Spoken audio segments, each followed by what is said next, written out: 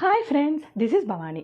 நம்ம எல்லாரோட வாழ்க்கையிலையும் நம்ம அனுபவிக்கிற ஒரு விஷயந்தான். அதை பற்றி தான் இன்றைக்கி நான் உங்ககிட்ட சொல்ல போகிறேன். என்ன அப்படின்னு பார்த்தோன்னா, வயசு. சரியா? வயசு, உன்னோட ஏஜ் என்ன அப்படின்னு ஒருத்தங்க நம்மளை பார்த்து கேட்கும்போது, நம்மளோட ஏஜ் கம்மியாக இருக்கிற வரைக்கும் நம்ம ஜாலியாக சொல்லிவிட்டு இது பண்ணிகிட்டு இருப்போம், என்ஜாய் பண்ணிகிட்டே இருக்கிற மாதிரி. பட் ஏஜ் கடந்து போக போக ஒரு கட்டத்தில் உன்னோட ஏஜ் என்ன அப்படின்னு கேட்டாலே நம்ம வெளியே சொல்ல மாட்டோம். ஏன்னா நம்மளுக்கு ஏஜ் ஆகிடுச்சு, நம்மளுக்குள்ளே அந்த மாதிரி ஒரு ஃபீல் வரும். கரெக்டாக? ஆக்சுவலாக வயசு அப்படிங்கிறது வெறும் நம்பர் அப்படிங்கிற மாதிரி ஒரு சில தாட் இருக்கும்.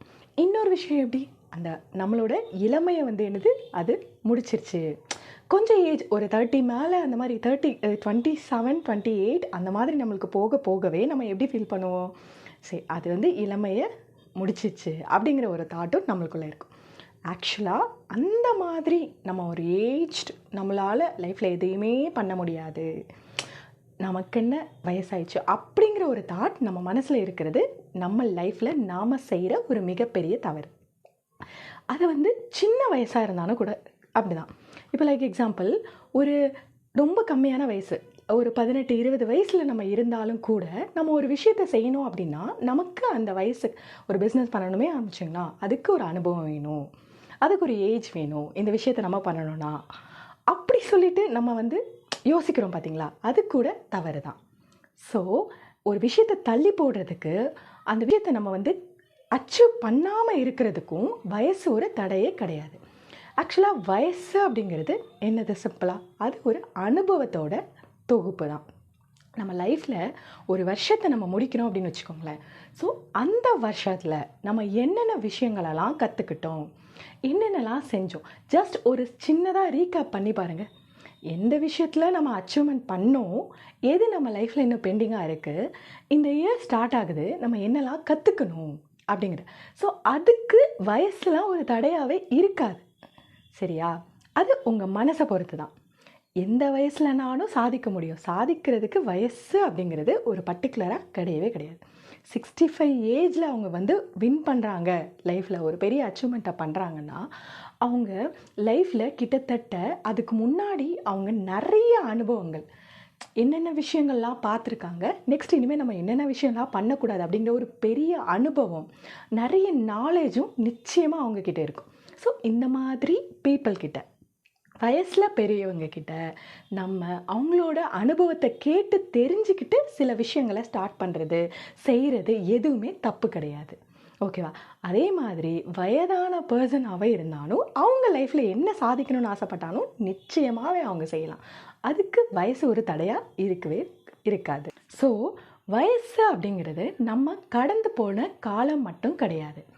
ஒவ்வொரு நாளும் ஒவ்வொரு வருடமும் நம்ம ஒரு புதிய படிப்பினை நம்ம என்னென்னா கற்றுக்கிட்டு இருக்கோம் அப்படிங்கிற அர்த்தம். நம்ம லைஃப்பில் நாம் மீட் பண்ணுற டெய்லி சவால்கள், தோல்விகள், நிறைய நம்ம தவறுகள் பண்ணுவோம். ஸோ அந்த தவறுகள்லேருந்து நிறைய விஷயங்களை நம்ம எப்படிலாம் கற்றுக்குறோம். ஸோ இந்த மாதிரி நம்ம லைஃப்பில் தினம் தினம் அனுபவிக்கிறோம். இப்போ எப்படி சொல்லுவாங்க, வெற்றி கிடைக்கணும் அப்படின்னா ஃபர்ஸ்ட் ஆஃப் ஆல் என்ன, எக்ஸ்பீரியன்ஸ், அனுபவம், அது முக்கியம். ஆனால் அந்த அனுபவம் எங்கேருந்து கிடைக்கும், நீங்கள் ஒரு விஷயத்தை ஸ்டார்ட் பண்ணுவீங்க, அதில் சம்டைம்ஸ் தோல்வி அப்படிங்கிற ஒரு விஷயம் நடக்கலாம். ஸோ தோல்வி மூலமாக அதில் நடக்கிற அனுபவம், அதில் கிடைக்கிற அனுபவம், அந்த அனுபவம் தான் உங்களுக்கு என்னது, வெற்றி. ஸோ வெற்றி வேணும் அப்படின்னா அதுக்கு முன்னாடி நிச்சயமாக ஒரு தோல்வி ஆகுது. அந்த தோல்வி எங்கே இருக்குது, அனுபவம். அந்த தோல்வியிலிருந்து கிடைக்கிற அனுபவம் ரொம்பவே இம்பார்ட்டன்ட். ஸோ நம்ம லைஃப்பில் பண்ணுற நிறைய தவறுகளாக இருந்தாலும் சரி, எல்லா விஷயமாக இருந்தாலும் சரி, இதெல்லாம் கடந்து போன காலம்னு மட்டும் எடுத்துக்கக்கூடாது. அதுதான் அந்த ஏஜோட வேல்யூன்னே சொல்லுவோம். சரியா? ஸோ எப்போவுமே நம்ம அதை நினச்சி, நம்மளோட டைம் என்ன போச்சு, நம்ம இவ்வளோ நாளாக இவ்வளோ நம்ம ட்ரை பண்ணோம், பட் அது ஒரு சக்ஸஸ்ஃபுல்லாகவே கிடைக்கல, பேட் இம்ப்ரெஷன், கெட்ட விஷயந்தான் நமக்கு கிடைச்சிது, கெட்ட அனுபவம் தான் கிடைச்சிச்சு, இது மூலமாக நான் வேஸ்ட் பண்ணிட்டேன், டைம் வேஸ்ட் பண்ணிட்டேன், என்னோடய லைஃபே நான் வேஸ்ட் பண்ணிட்டேன் அப்படின்னு சொல்லிட்டு நெக்ஸ்ட் லெவலுக்கு நம்ம கரெக்டான வேலை போகாமல் விடுறது தப்பு. ஸோ அது ஜஸ்ட் ஒரு 1 இயர் 1 ஏஜ் அவ்வளோதான். ஸோ நம்ம நெக்ஸ்ட் என்ன பெஸ்ட்டாக பண்ணணும், அதுக்குள்ளே நம்ம நிச்சயமாக போகணும். அதுக்கு வயசு ஒரு தடை கிடையாது. ஸோ ஒரு வெற்றியாளர்கள் அவங்களோட வாழ்க்கையில் ஒரு சக்ஸஸ்ஃபுல் பீப்புளாக இருக்காங்க அப்படின்னு வச்சுக்கோங்க. ஸோ அவங்களுக்கு மொத்தம் எத்தனை வருஷம் அனுபவம்? கிட்டத்தட்ட அவங்க பிஸ்னஸ் ஸ்டார்ட் பண்ணி 40 இயர்ஸ் ஆயிடுச்சு. நான் வந்து 40 இயர்ஸ் என்னோடய பிஸ்னஸில் வந்து நான் கம்ப்ளீட் பண்ணிட்டேன். ஸோ எனக்கு 40 வருட அனுபவம் இருக்குது. என்னோட சக்ஸஸ்க்கு என்னென்னலாம் காரணம், நான் என்னென்ன விஷயத்தெல்லாம் பண்ணேன் அப்படின்னு சொல்லிட்டு ஒருத்தங்க வந்துட்டு ஷேர் பண்ணுறாங்க அப்படின்னா, நிச்சயமாக சரி அவங்கக்கிட்ட ஒரு நல்ல பெஸ்ட்டான அனுபவம் இருக்கும். எந்த விஷயத்தில் அவங்க தோல்வி அடைஞ்சாங்க, அந்த எந்த விஷயத்தை அவங்க எப்படி எப்படி ஹேண்டில் பண்ணாங்க, ஸோ இதெல்லாம் அவங்க சொல்லுவாங்க. கரெக்டாக நிச்சயமாக அவங்க வந்து இந்த மாதிரி சொல்லும்போது அந்த விஷயத்தை இந்த உலகம் காது கொடுத்து கேட்கும்.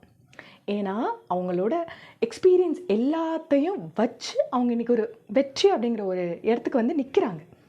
ஸோ அதுக்கெலாம் காரணம் நிறையா, அது அவங்களோட ஏஜ், அவங்களோட வயசு எல்லாமே அவங்க வந்து எப்படி கடந்து தான் வந்திருப்பாங்களே தவிர எடுத்தோடனே அவங்களுக்கு நிச்சயமாக வெற்றிங்கிறது கிடைச்சிருக்காது. ஸோ இந்த மாதிரி அனுபவம் உள்ளவங்க கிட்ட நம்ம வந்து நிறைய விஷயங்களை கேட்டு தெரிஞ்சுக்கிறதுக்கு நம்மளோட லைஃப்பை நம்ம ஒரு சக்ஸஸ்ஃபுல்லான இடத்துக்கு கொண்டு போகிறதுக்கும் ஒரு சிறந்த வழியாகவே இருக்கும். ஓகேவா? ஸோ எக்ஸ்பீரியன்ஸோட வேல்யூனா என்னது? லைக் எக்ஸாம்பிள், நீங்கள் ஒரு ஜாப் தேடி போகிறீங்க அப்படின்னா ஃபர்ஸ்ட் ஆஃப் ஆல் அவங்க என்ன கேட்பாங்க? எல்லாருமே உங்களை வந்து ஃப்ரெஷ்ஷராக எடுத்துக்கணும் அப்படிங்கிற ஒரு இதில் இருக்க மாட்டாங்க. ஏன்னா நம்மளோட டைம் வேஸ்ட் ஆகும். நம்மளோட ப்ராசஸ் எல்லாமே இனிஷியலாக சொல்லி தந்து அவங்க கற்றுக்கிட்டு அதுக்கப்புறம் நம்ம அவங்கள வேலை வாங்குறது ரொம்ப கஷ்டம். அதே சமயத்தில் எக்ஸ்பீரியன்ஸ் அப்படின்னா ஆல்ரெடி அவங்கக்கிட்ட இவ்வளோ எக்ஸ்பீரியன்ஸ் இருக்குது.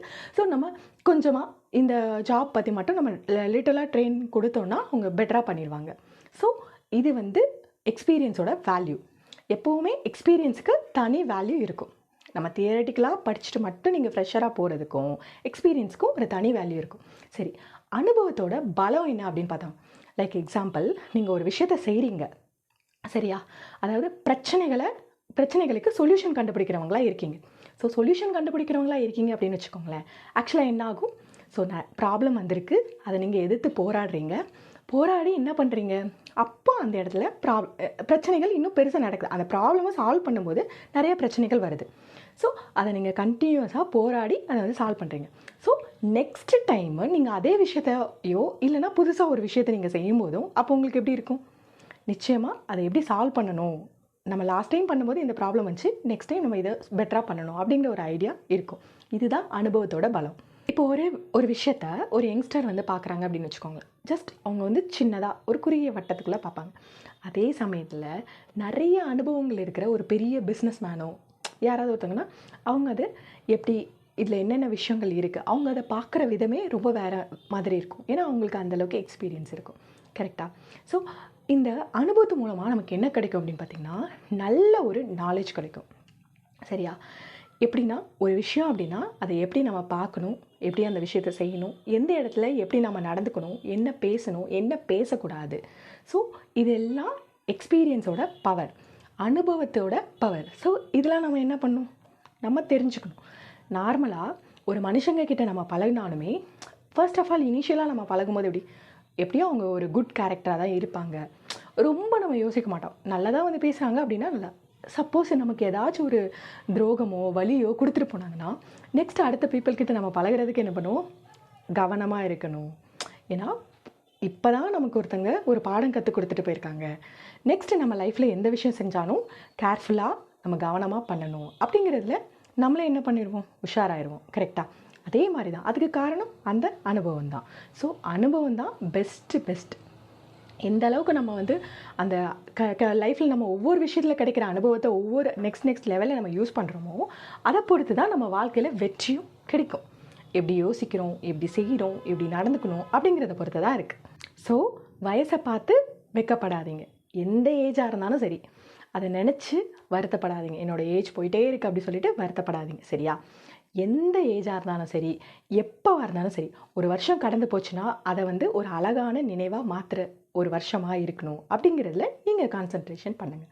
ஸோ எப்போவுமே அந்த வயதை ஒரு குறையாக நினச்சி எந்த விஷயத்துலையும் நீங்களே உங்களை வந்து ரொம்ப தாழ்த்தி யோசிச்சுக்காதீங்க. சரியா?